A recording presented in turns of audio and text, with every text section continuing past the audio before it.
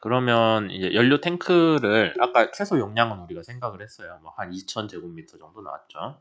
2톤 세제곱. 2239라고 했나? 내가? 2025. 요게 제가 처음에 계산을 좀 잘못해가지고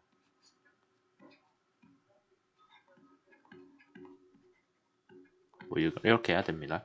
하여튼 결과는 달라지진 않는데 연료 탱크를 만들 때 규정이 있어요. 왜 규정이 있냐면은 배 연료는 아까 얘기했듯이 주로 중유를 써요. 얘가 물 밖에 얘가 유출이 되면은 환경에 영향을 많이 주거든요. 안 좋은 쪽으로. 그래서 연료가 유출이 되는 거를 막거나 아니면 유출이 돼도 최소한만 되게 하죠. 아까 우리 유조선 지혜 얘기할 때 그 기름 탱크 크기를 구역을 나눈다고 했잖아요.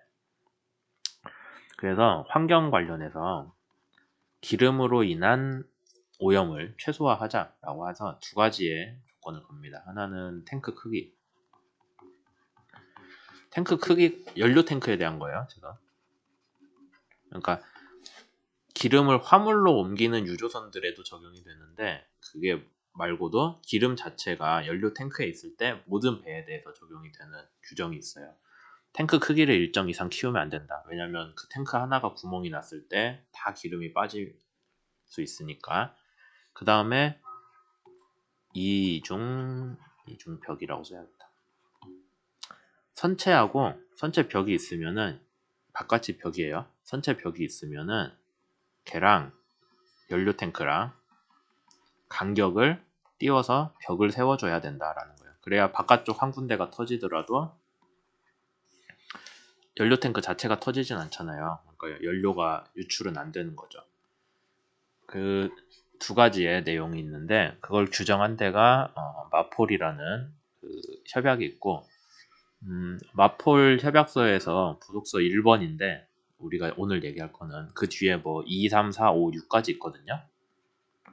근데 보면 다 환경오염 관련 얘기예요. 뭐 아마 개론 때 얘기를 했던 것 같은데 뭐 저기 배기가스는 어떻고 뭐는 어떻고 뭐 등등 써져 있습니다. 제가 잘 기억은 안 나는데 황도 아마 있었던 것 같고 황산화물 같은 거. 하여튼 그런 것들에 대한 규정들이 있고요. 배로 인한 바다의 환경오염을 줄이자라는 거죠.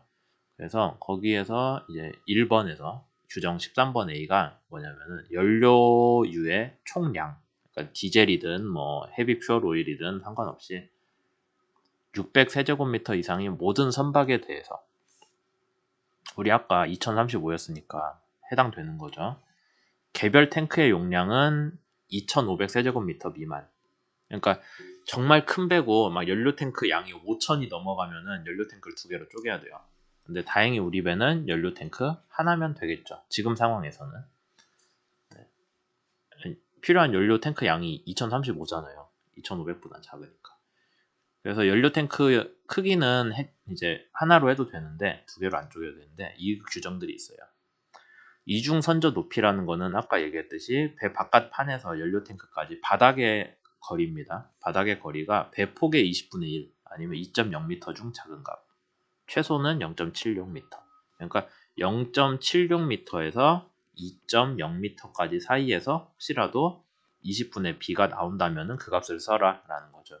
우리 배폭이 36m니까 이중 선저 높이는 1.8m가 나옵니다. 여기서 얘기하는 1.8m는 연료 탱크에 대한 얘기예요. 그러니까 여러분들이 GA를 그렸을 때 연료 탱크는 배 바닥에서 1.8m 떨어져 있어야 되는 거죠. 다른 화물칸은 상관없어요. 그거는 별개의 문제고 연료 탱크만 얘기하는 겁니다.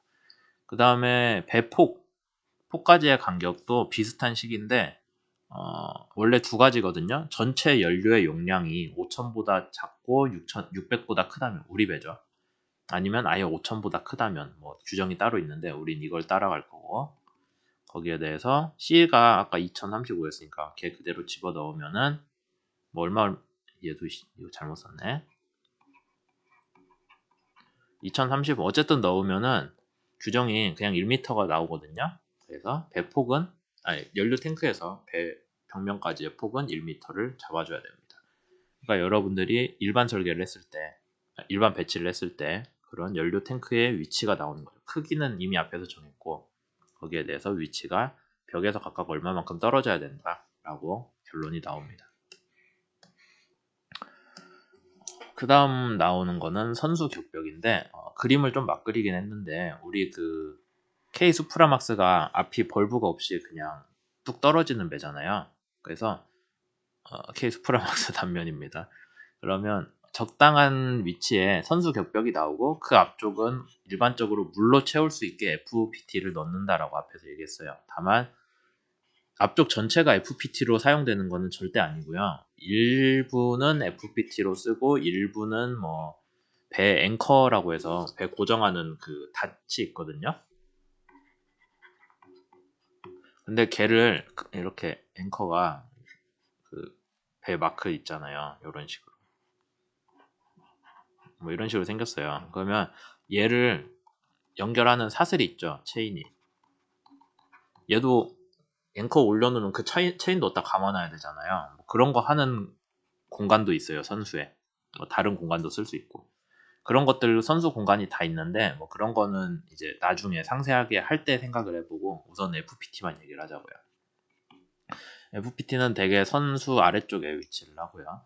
어디 앞에 있냐면 선수 격벽 앞에 있어요. 근데 선수 격벽의 위치는 규정으로 어떻게 정해지냐면은 건연용 길이에 대해서 그 우리 건연 계산할 때 썼던 값 있죠. 우리가 K 스프라막스는 198m라고 가정을 했는데 진짜 아니에요. 여러분들이 직접 재서 보고서에 넣으셔야죠. 198m라고 가정을 했을 때 어떻게 나오냐면은 어떤 기준점이 있어요. 뒤에서 설명할 거예요. 기준점의 뒤로 건연 길이의 5% 아니면 10m 중 작은 값이 있고 그 다음에 제일 뒤로 밀어도 건연 길이의 8%보다 뒤에 있을 수는 없어요. 그렇게 놓으면 우리 배는 이게 나오거든요. 케이스 프라막스에 대해서는 이 사이에서 어딘가에 선수 격벽을 위치를 해주면 되는 거예요. 뭐 화물이 되게 무거워서 화물칸이 크지 않아도 된다라고 하면 선수 격벽을 뒤로 미는 것도 괜찮겠죠. 선수가 FPT 공간도 확보되고 뭐 다른 작업 공간도 있을 수 있으니까요. 그럼 그 기준점이란 건 뭐냐? 구상 선수가 없는 선박 K 스프라막스의 경우에는 수선상에 그냥 수선 앞쪽이란 거예요. 그러니까 수면이 만나는 데죠. 우리가 이미 건연 계산할 때 그 얘기 했었잖아요. 수면이 만나는 데가 기준점. 구상 선수가 있다면은 이 세 가지 값 중에 하나를 제일 작은 거를 써야 되는데 기준점이 뭐냐면 그냥 그림을 새로 그려봅시다. 일반적으로는 구상 선수와 FP에 여기가 FP잖아요. 여기가 구상 선수고 여기에 중간이 기준점이 됩니다.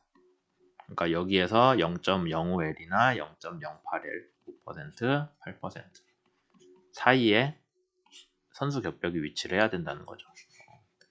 얼굴을 가려서 그렸네요. 네. 뭐 이런 식으로 나옵니다. 다시 얘기하지만 FPT는 탱크긴 한데 평형수 탱크로만 쓰지 뭐 연료를 채우거나 하면 안 돼요. 그러면 배가 앞으로 쾅 하고 박았을 때 거기는 연료가 유출되잖아요. 그래서 평형수 탱크로 쓰는 게 일반적입니다. 이제 그 다음에 선수 얘기는 끝났어요. 선수 격벽 끝났고 연료 탱크 크기에 대해서 했죠. 연료 탱크 위치는 아직 안 정했지만 크기는 정했고 그 다음 할 거는 선미인데 선미에서 제일 중요한 건 기관실이거든요. 우리가 지금 엔진을 이걸 선택을 했죠. 그래서 이거를 여러분들이 만 홈페이지에 가셔서 마린에서 요거 있거든요. 플래닝 툴 다운로드. 이게 이제 여러분들이 엔진을 선택을 한다면은 거기에 들어갈 자료들이에요. 걔를 가면은 뭐가 쭉 나옵니다. 네, 여기 인스톨레이션 드로잉이라고 있잖아요. 이게 이제 설치할 때 그 도면이거든요. 이게 실제 배 설계를 할 때 보면은 뭐 안에 들어가는 부품들 각각도 다 도면이 필요하잖아요. 일반 배치도에도 걔네들이 하나씩 다 심어줘야 되잖아요. 근데 우리는 엔진을 사서 쓰는데 그 도면이 어딨냐? 업체한테 물어봐야겠죠, 메이커한테. 그래서 얘를 클릭을 하시면은 이렇게 여러분들이 입력을 하게 되어 있습니다. 입력을 해가지고 여기에 다운로드가 있거든요. 다운로드를 하면은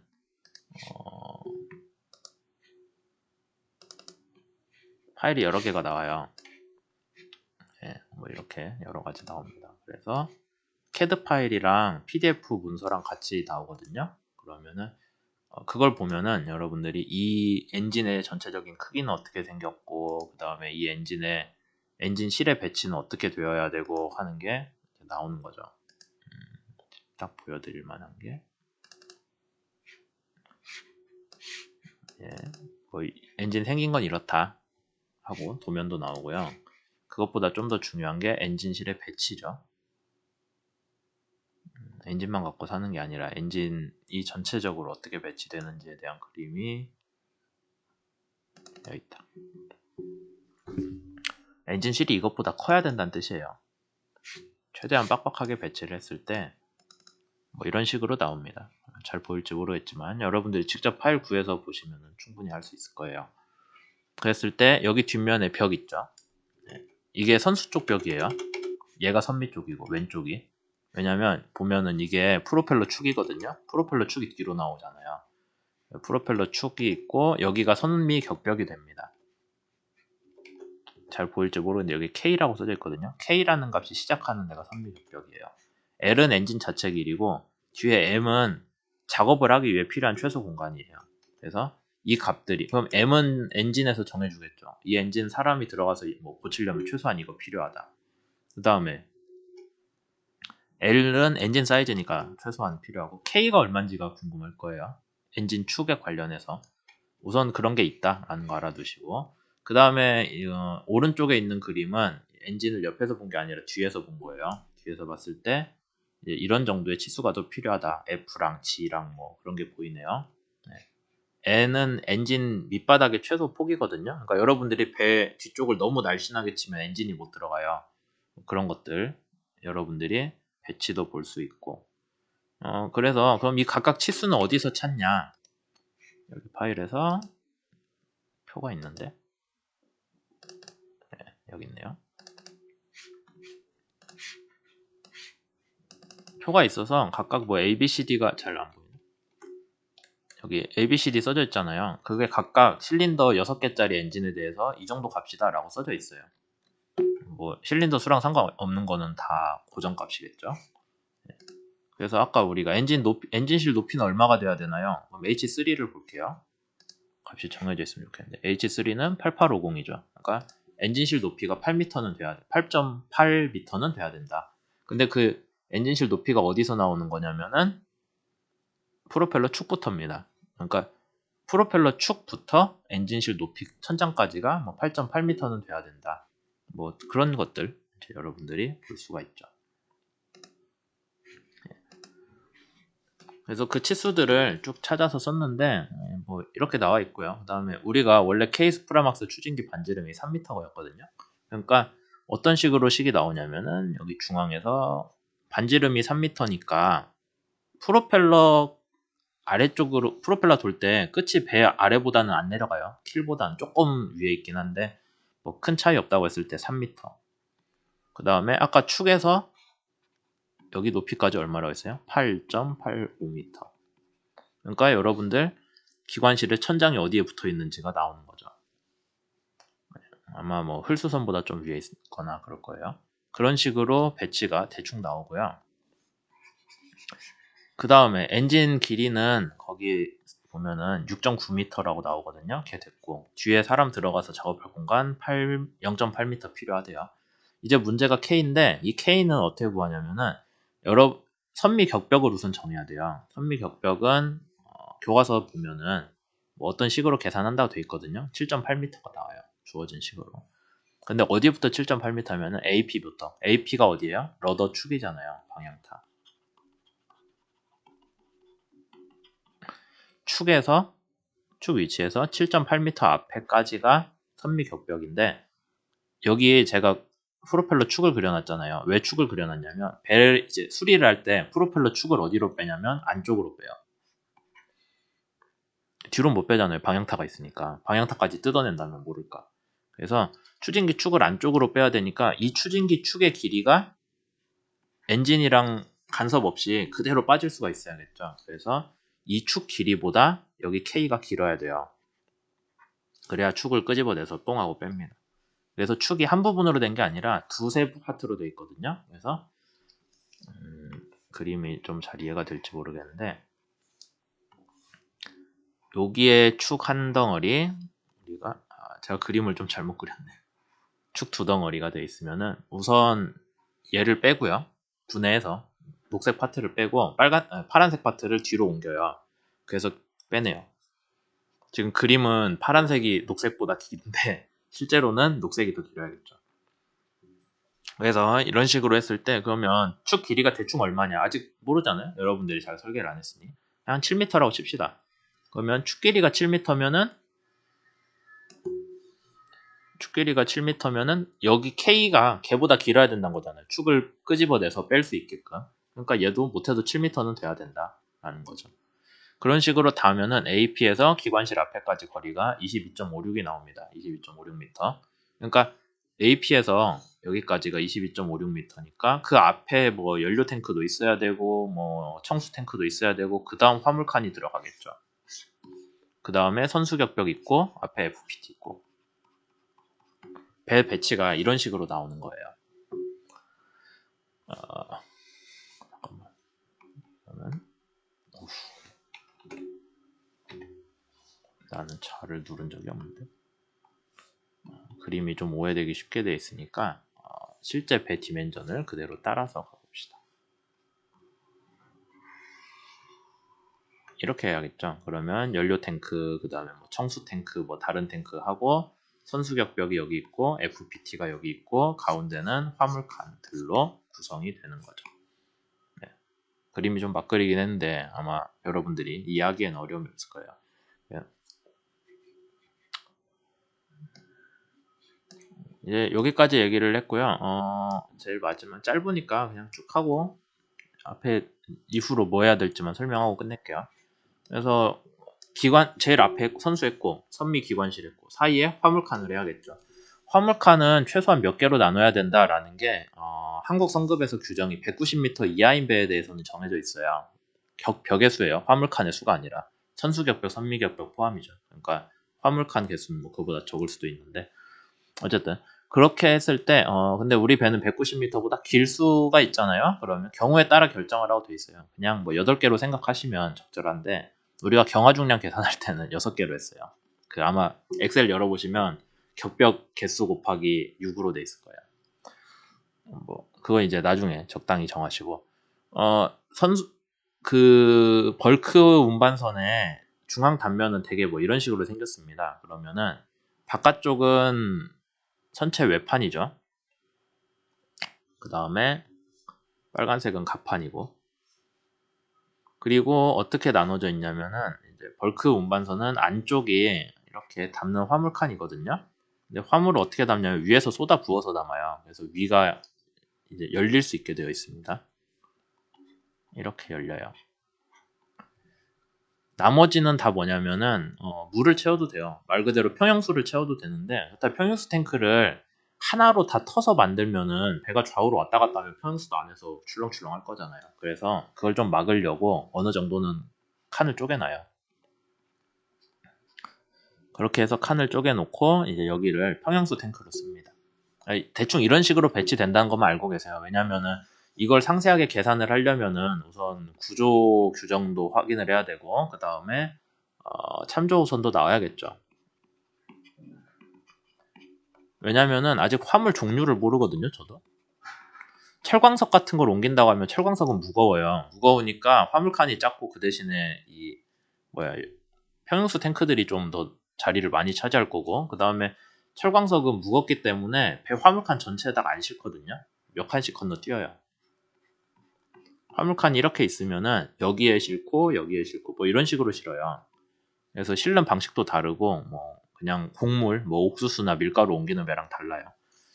뭐 그런 상황입니다. 그래서 그냥 여러분들이 화물칸은 대충 이런 식으로 가는구나 라는 것만 미리 알고 있으세요. 뭐 참조선 나오면 그때 더 설명을 할게요. 그리고 이제 가장 마지막으로 추가 탱크들인데 추가 탱크들은 그 여러분들 꼭 교과서 확인해 보시고 그 다음에 참조선 나오면은 각각의 수치들이 교과서에서 다룬 내용이랑 일치하는지를 봐야 돼요. 그건 제가 시간이 나면은 이후에 다시 얘기를 하겠습니다. 하여튼 디젤 오일 얘기를 해야 돼요.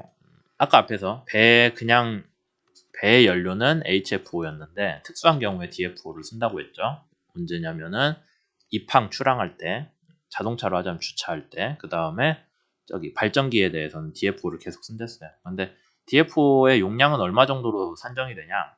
우리가 잘 몰라요. 처음에는. 모르면은 앞에서 이미 구한 항해 기준, 항해 시간이랑 그 다음에 항해 엔진의 사이즈, 항해할 때 쓰는 엔진의 그 동력 등등을 감안해서 HFO의 용량 구했잖아요. 거기에 대해서 그냥 이 식으로 계산을 해요. 187이 나와요. 설계 단계에서. 그러면 여러분들이 잘 모르겠으면 DFO는 187 하고 시작을 해도 되고, 좀 자세히 가려면은 상세한 방법으로 하면 되죠. 주기관 동력의 25%로 출항하는 날, 입항하는 날 하루씩 쓴다고 하면은 2일을 쓸 거예요. 그 다음에 항해 중 발전기는 우리 50일 항해하니까 50일, 3일 여유분 넣었어요. 그 다음 발전기의 용량은 어떻게 하냐? 책에는 이런 식이 나와 있거든요. 그냥 이걸로 쓰셔도 되는데, 이제 나중에 여러분들이 뭘 하셔야 되냐면 발전기 용량에 맞는 디젤 발전기를 선택을 하셔야 돼요. 뭐 엔진 선택하는 것 같이 복잡하게 할 필요 없는데, 이것도 그 MAN 카탈로그 가가지고 보셔서 이게 용량이 얼마니까, 우리가 요구되는 발전기 용량이 얼마니까 거기에 맞는 엔진은 이거다 라고 정해서 거기에 대한 값이 다시 여기로 들어와야 돼요. 뭐 나중에 상세히 설명은 하겠지만 우선 그렇다라는 거 알아두셔야죠. 그 다음에 그 연료 탱크 할 때 같이 비중이랑 뭐 마진을 두는데, 여기는 지금 디젤 오일 연료잖아요. 경유니까 중유보다는 좀 가벼워요. 그래서 비중도 아까 0.97이었던 중유보다 얘는 좀 더 작죠. 네. 하여튼 그런 것들 다 감안을 했을 때 케이스 프라막스의 디젤 탱크는 123세제곱미터가 나옵니다. 처음 계산한 것보다는 좀 작죠. 그래서 이제 여러분들이 DFO 탱크를, 디젤 연료 탱크를 일반 배치에 넣어 주셔야 되는 거예요. 그 다음에 또 추가로 청수는 되게 계산을 하자면 한 사람이 한 400kg를 쓴대요. 하루에. 뭐 씻고 마시고 뭐 등등 이것저것 다 해서. 아직 승조원 수가 안 나왔는데 그냥 임의대로 35명이라고 넣었어요. 그 다음에 50일 항해에 3일 여유를 두면은 742톤이 나오죠. 그럼 물은 그냥 딱 물탱크에 가득 채울 수 있으니까 742 세제곱미터의 물탱크도 배 안에 배치가 돼야 돼요. 이런 식으로 쭉 그 일반 배치에 대해서 제가 설명을 드렸는데, 그러니까 일반 배치에서는 우선 큰 것부터 규정상 정해져 있고 큰 것부터 다 배치를 해놓고요. 나머지들은 이제 여러분들이 조금씩 손을 대셔야 돼요. 그렇게 해서 최종적으로 그 예시로 나와 있는 일반 배치도 같이 각 탱크들의 위치, 그 다음에 탱크들의 위치와 크기를 다 정해주시고, 그거를 해놓으면은 이제 그 다음 계산하는 사람들이 복원성이나 아니면은 배 트림이라고 해서 앞이나 뒤로 얼마나 기울었는지 그걸 맞추기 위해 필요한 평형수 양이랑 그 다음에 그때 실을 수 있는 화물이 나와요. 그러니까 재화 중량이 이제 결정이 되는 거죠. 재화 중량은 뭘로 구성되냐면은, 깨끗한 칸에 쓸게요. 시간이 많이 지났는데,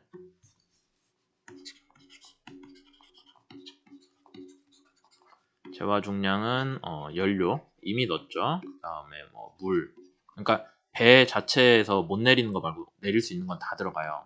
개인 사물도 사실 들어가기도 하고, 그 다음에 화물, 제일 중요한 거죠. 평형수.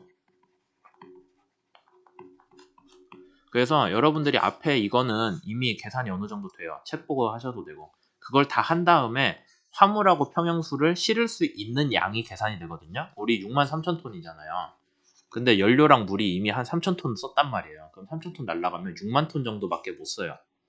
짐을 실을 수 있는 게. 6만 톤 중에서 여러분들이 배치를 잘하면 평형수를 적게 써도 안정적이라서 화물을 더 실을 수가 있고, 아니면 여러분들이 배 설계를 잘 못했으면은 평형수를 많이 넣어서 배 자세를 맞춰줘야 돼요. 그러면은 화물이 들어갈 수 있는 양이 줄 수밖에 없죠. 이런 것들에 대한 계산이 이제 일반 배치 이후에 진행이 되어야 됩니다. 오늘은 여기까지 할게요.